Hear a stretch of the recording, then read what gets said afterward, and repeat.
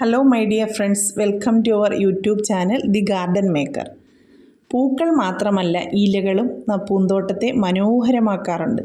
അതിന് ഏറ്റവും അനുയോജ്യമായതാണ് aglaonema plants.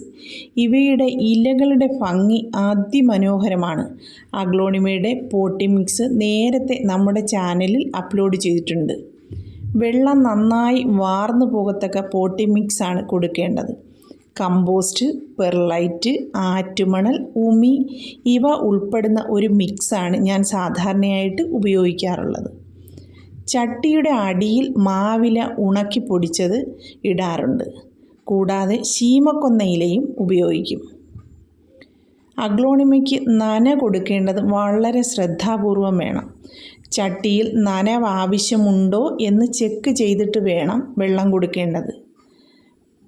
Fresh ആയിരിക്കാൻ വേണ്ടിയിട്ട് നമുക്ക് ഡെയിലി ഇലകളുടെ പുറത്തേക്ക് ചെറുതായിട്ട് വെള്ളം സ്പ്രേ ചെയ്ത് കൊടുക്കാം. അതുകൊണ്ട് ഇല നന്നായിട്ട് ഫ്രഷായിട്ട് എപ്പോഴും ഇരിക്കാനായിട്ട് പറ്റും.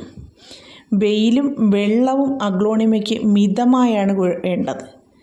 ഗ്രീൻ നെറ്റിൻ്റെ അടിയിൽ അഗ്ലോണിമ വളർത്തുന്നതാണ് കൂടുതൽ നല്ലത്.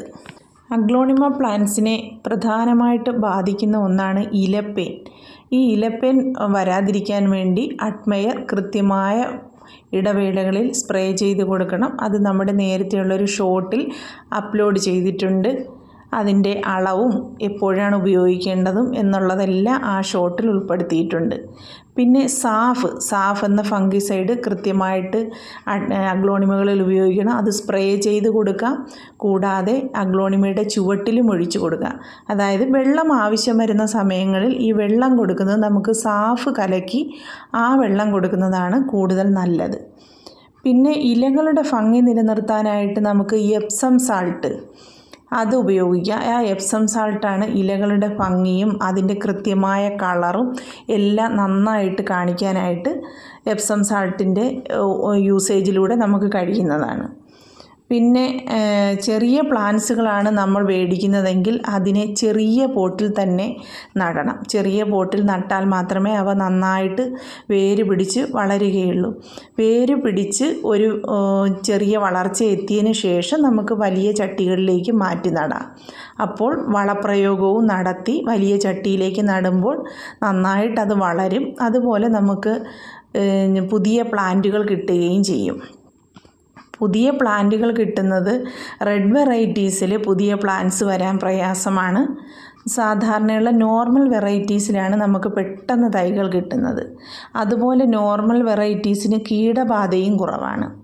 ഹൈബ്രിഡ് ഐറ്റംസിൽ തൈകൾ കിട്ടില്ല എന്നല്ല, കിട്ടും. എന്നാലും നമുക്ക് നോർമൽ വെറൈറ്റീസിനെ അപേക്ഷിച്ച് കുറച്ച് തൈകൾ മാത്രമേ കിട്ടുകയുള്ളൂ. അതുപോലെ നോർമൽ വെറൈറ്റീസിന് നന്നായിട്ട് വളർച്ച ഉണ്ടാകാറുണ്ട്. ഹൈബ്രിഡ് ഐറ്റംസിൽ കുറച്ച് എണ്ണം മാത്രമാണ് നല്ല വലിപ്പം വയ്ക്കുന്നത്. ബാക്കിയുള്ളതെല്ലാം ഒരു നോർമൽ സൈസിൽ മാത്രമേ വളരാറുള്ളൂ. അഗ്ലോണിമ പ്ലാന്റ്സിൻ്റെ വളപ്രയോഗം കൃത്യമായിട്ട് കൊടുത്താൽ മാത്രമേ നമുക്ക് നല്ല പോലെ ആ പ്ലാന്റ്സിനെ സംരക്ഷിച്ച് കൊണ്ടുപോകാൻ പറ്റുകയുള്ളൂ. NPKയും DAPയുമാണ് ഞാൻ സാധാരണയായിട്ട് കൊടുക്കാറുള്ളത്. NPK 15 ദിവസത്തിലൊരിക്കൽ സ്പ്രേ ചെയ്ത് കൊടുക്കും. അത് ചുവട്ടിലും ഇലകളിലുമെല്ലാം സ്പ്രേ ചെയ്ത് കൊടുക്കും. DAP ആണെങ്കിൽ ചട്ടിയിലെ മണ്ണ് ചെറുതായിട്ടൊന്ന് ഇളക്കി അതിലേക്ക് ഒരു 5-6 തരി ഇട്ട് കൊടുക്കും. അത്രയുമാണ് ചെയ്യുന്നത്. അതുപോലെ നമ്മുടെ ചാനലിലെ വീഡിയോസ് നിങ്ങൾക്ക് ഇഷ്ടപ്പെടുകയാണെങ്കിൽ ലൈക്ക് ചെയ്യാനും ഷെയർ ചെയ്യാനും സബ്സ്ക്രൈബ് ചെയ്യാനും മറന്നു പോകരുത്. നിങ്ങൾ തരുന്ന സപ്പോർട്ടിന് വളരെയധികം നന്ദി. ഇനിയും നിങ്ങളുടെ സപ്പോർട്ട് പ്രതീക്ഷിച്ചുകൊണ്ട് നമ്മുടെ ചാനൽ മുന്നോട്ട് പോവുകയാണ്. എല്ലാവരോടുമുള്ള നന്ദി ഈ ചാനലിലൂടെ അറിയിക്കുന്നു.